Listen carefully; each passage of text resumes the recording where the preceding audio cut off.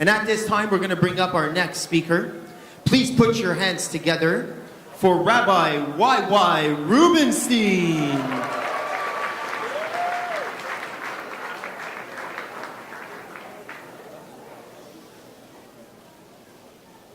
Once again, Rabbi Y.Y. Rubenstein.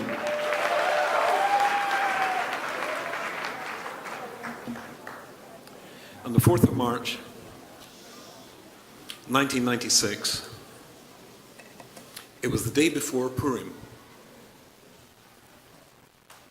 and a Palestinian suicide bomber walked into a group of children dressed up in Purim costume and exploded his device, killing 13 of the children and injuring another 130 people.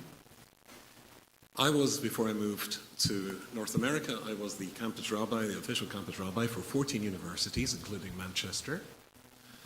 And we always used to read the Megillah on campus. Everybody was shocked and everybody was horrified, as I'm sure you were when you heard the news today.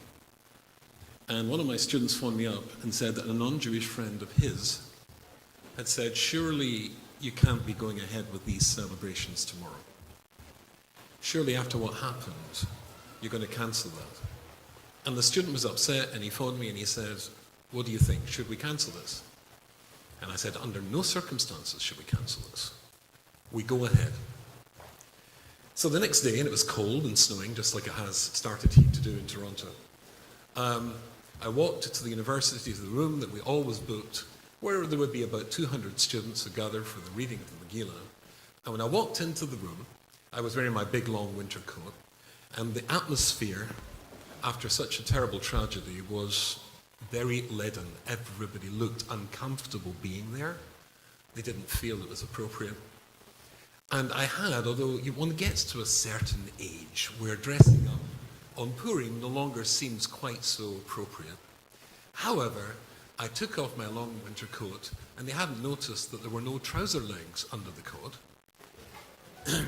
Instead, it was the full Scottish regalia.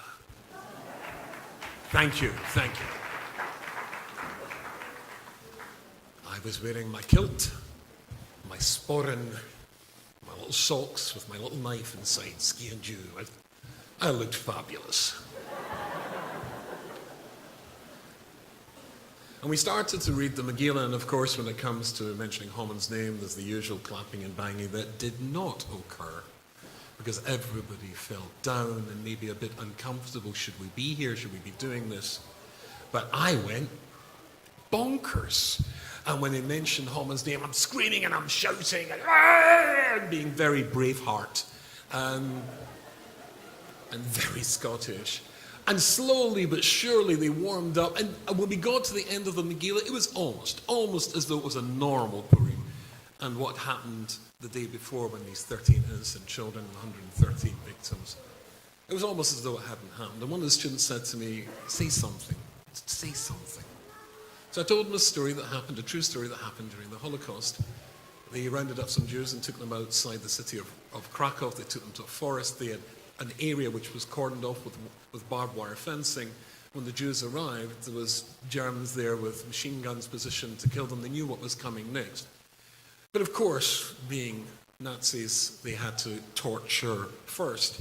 And so with clubs, they beat the Jews, so they fell back onto the barbed wire fences. But one Jew stumbled in a way which gave the colonel, the SS colonel, an idea, because as he tripped, it looked like a little jig.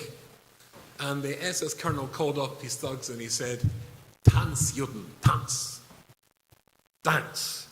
Imagine you were there. Are you going to dance for the entertainment of this animal? But this Jew did. He started to dance. And he started to sing. And he took a well-known Jewish tune, a well-known nigun, and he changed the words. And he started to sing, Wir wollen sie überleben, überleben, überleben. Wir wollen sie überleben, Avinu Shabbat. We will outlive them, outlive them, outlive them. We'll outlive them, our Father in heaven. And when the other Jews heard this, they started to sing it as well. And the Nazis thought it was hilarious until they heard what the Jews were singing as they danced. Wir wollen sie überleben. We will outlive them.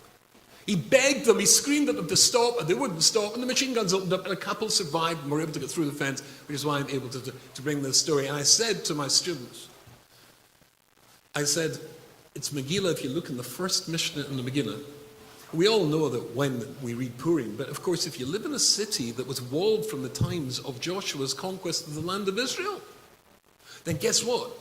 Then it's the day after, Shushan Purim.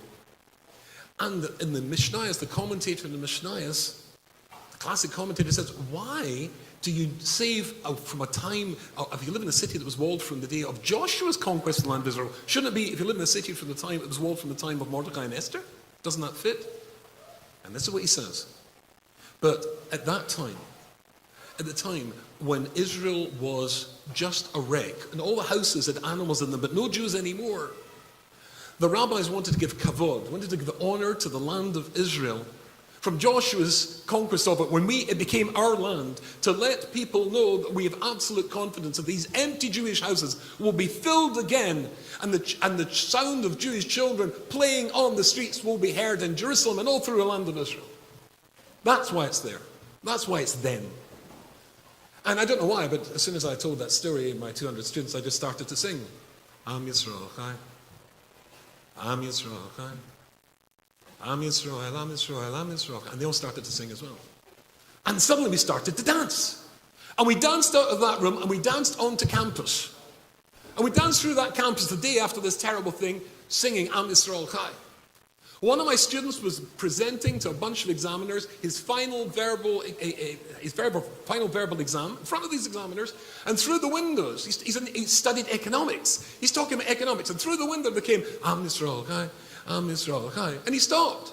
And he just told them what that was about. He told them the Purim story. He got the top mark in the year.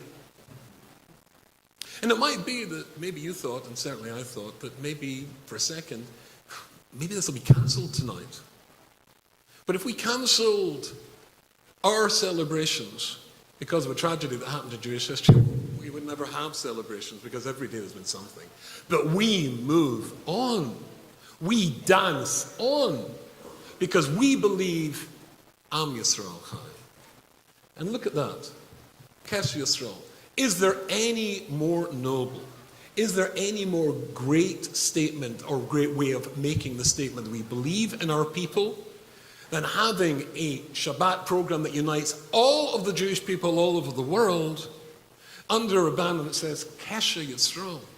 And even in a day like today, when we feel low and we feel upset, and obviously so, but our answer is the answer we gave today when we reached out, as we do all the time, as this organization does, to bring in every Jew, because we believe with absolute conviction that all of Klal Yisrael will be occupying those houses in Eretz Yisrael, and Am Yisrael Chai.